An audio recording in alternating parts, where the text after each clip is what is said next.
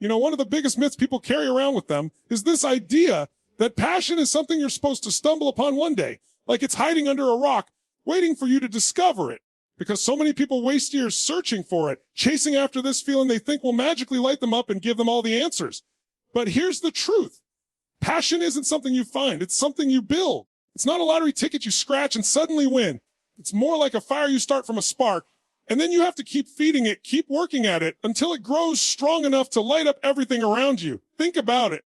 Every person you look at today who's living their passion, who's on fire with what they do, didn't just wake up one morning and suddenly feel it. They created it. They worked at something. They stayed with it long enough to get good.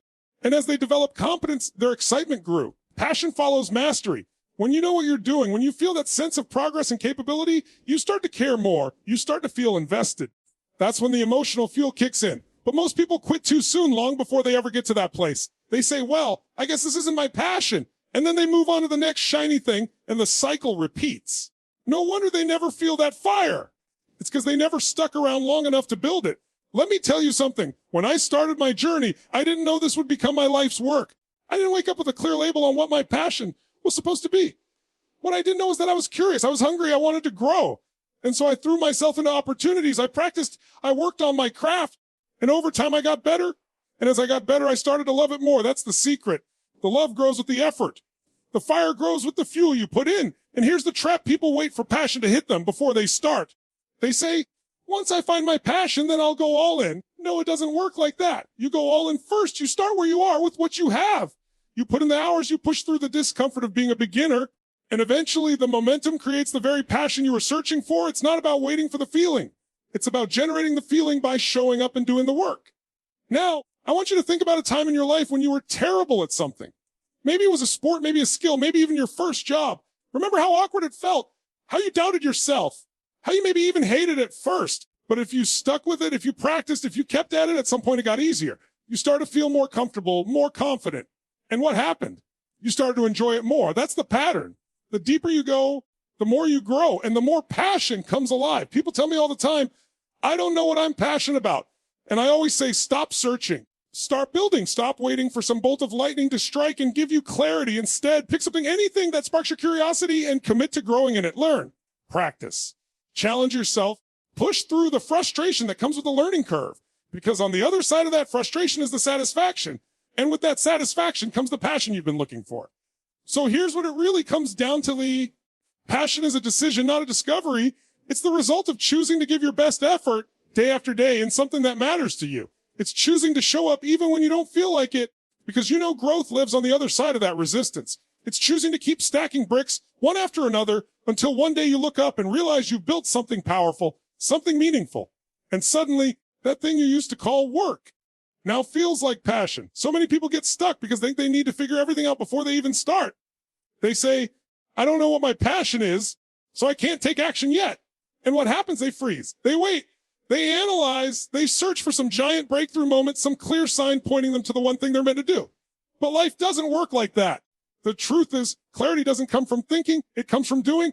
And the best place to begin is not with passion, but with curiosity. Curiosity is lighter. It's less demanding. It doesn't ask you to commit your life to something. It just says, try this. It whispers, that looks interesting. Why not explore it? When you stop waiting for passion and start following curiosity, you unlock momentum, because passion feels like a mountain. You think you need to climb it all at once. Curiosity feels like a small step, and that step leads to another, and then another, until suddenly you're on a path you never could have predicted. Think about when you were a kid. Nobody had to tell you to find your passion. You just followed what you were curious about. If you saw something that caught your eye, you picked it up, you tried it, you played with it. You didn't worry about whether it was your forever calling. You didn't overthink. You just followed the spark. Somewhere along the way, as we get older, we lose that willingness. We start demanding guarantees. We ask, will this make me money? Will this make me successful? Will this be the thing I do for the rest of my life? That pressure kills exploration. It kills the joy. But what if you gave yourself permission to explore again like a kid? What if you stopped putting the weight of the world on every decision and instead just asked yourself, what am I curious about right now? Not forever. Not for the next 10 years. Just right now. That simple question has the power to unlock the doors you've been waiting on. Here's what happens when you follow curiosity. You get exposed to experiences you would have never encountered otherwise. And those experiences create skills. And those skills create opportunities, and opportunities create confidence. And with confidence comes the kind of energy people mistake for passion. But it all starts with that small spark of curiosity. Let me give you an example. Maybe you're curious about photography. So you pick up a camera just to mess around. You take a few shots, watch a couple tutorials, start practicing. Suddenly you realize you love capturing moments. You get better at it. You share your work. Can someone offers to pay you for it? At that point, you're building a skill. And as your skill grows, your curiosity turns into passion. But none of that happens if you sit around waiting for photography to announce itself as your true calling. You had to try it. You had to follow the spark. Now, not every curiosity will turn into passion, and that's the beauty of it. Some things you'll try and decide, nope, not for me. That's not failure. That's progress. Every dead end teaches you something about yourself. It gives you clarity. It sharpens your sense of direction. And the more you test, the more you learn, the faster you move toward the things that truly light you up. People often ask, but what if I waste time exploring the wrong things? Let me tell you, the only way you waste time is by standing still. You can't steer a parked car. You've got to get moving. You've got to put yourself in motion, even if you don't know the final destination. That's how life reveals what's possible for you. And here's the key. Don't wait for motivation. Don't wait for certainty. Let curiosity be enough. If something sparks even the slightest interest, give it your energy. Not because it has to be your passion, but because it might be the bridge that takes you there. Curiosity is the seed. Passion is the tree. But you'll never have the tree if you don't plant the seed. So stop trying to map out the next 20 years of your life. Stop searching for that one perfect thing. Instead, ask yourself, what excites me just enough to take the next step? Follow that. Trust that. Keep stacking those small explorations. Because in the end, passion doesn't appear from searching. It emerges from the journey of curiosity. Most people believe that passion is about feeling a certain way first and then acting on it. They think, once I find the thing that excites me, then I'll go all in. But that's backwards. The truth is that the excitement you're looking for doesn't come before you begin. It comes after you've put in the work, after you've invested your energy, after you've started to see results. The passion grows in direct proportion to the value you create and the skills you develop. The more capable you become, the more alive you feel. Think about it. When you first start something new, it's usually frustrating. You're clumsy. You make mistakes. You doubt yourself. There's nothing glamorous about those early days. But if you stick with it long enough, you start to improve. And with that improvement comes confidence. That confidence fuels momentum. And that momentum is what makes you feel passionate. It's not magic. It's progress. Passion follows progress. So if you're sitting around waiting for passion to knock on your door, you're going to be waiting a long time. Instead, be focused on building skills. Focus on becoming valuable. Find a craft, a role, a problem to solve, and pour yourself into it. At first, it might feel like just work, but as you grow, that work transforms.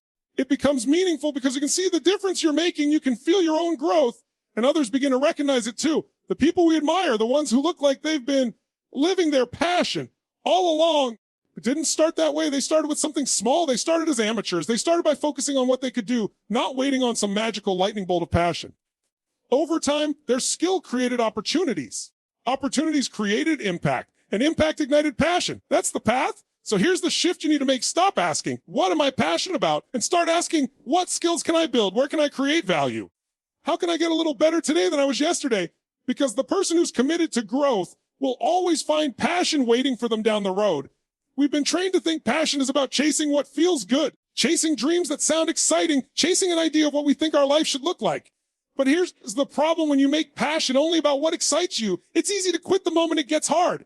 It's easy to say, maybe this wasn't my passion after all, and jump to the next thing. Real passion doesn't come just from chasing dreams. It comes from solving problems that matter. Think about the people who inspire you the most. They're not just chasing their own happiness. They're solving problems. They found something in the world that was broken, something that needed attention, something they couldn't ignore, and they committed themselves to making it better. That's what gave their work meaning. And meaning is far more powerful than passion alone. See, passion is often about you, but purpose, that's about something bigger than you. And when you can tie your effort to a problem that matters, your drive becomes unstoppable because it's no longer just about your emotions in the moment. It's about impact. It's about contribution. It's about knowing that what you do leaves a mark, even in a small way. Now, I'm not talking about solving world hunger overnight or curing every disease. I'm talking about the problems right in front of you, the ones that spark something in your heart. Maybe it's helping people in your community. Maybe it's creating tools that make others' lives easier. Maybe it's mentoring someone who reminds you of yourself at a younger age. Those aren't small things. They're the exact kinds of things that grow into the passion people spend their whole lives searching for. Here's what happens when you focus on solving problems. You stop worrying so much about whether you found your one true calling. You stop waiting for inspiration to magically show up. Instead, you put your energy where it matters most, into action, into service, into creating solutions. And through that process, you begin to feel a deeper sense of fulfillment. That fulfillment is more stable than passion because it's not based on fleeting excitement. It's rooted in impact. And let me tell you something. When you help solve a problem, no matter how small, the energy that comes back to you is unmatched. It gives you strength to keep going when the work gets tough. It fuels you on the days when you don't feel like showing up. It gives you a reason bigger than yourself. And that's the kind of fire that lasts. So instead of asking yourself, what am I passionate about? Start asking, what problems do I care enough about to solve? Let that guide you.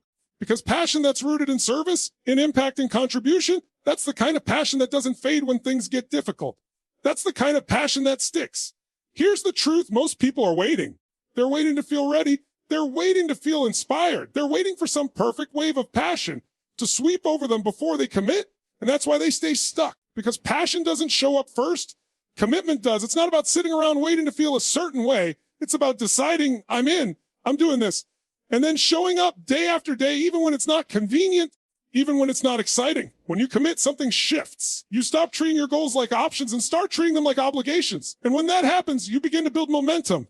That momentum creates progress. And progress creates emotion. That's when passion starts to come alive, not before you begin, but after you've already invested yourself fully.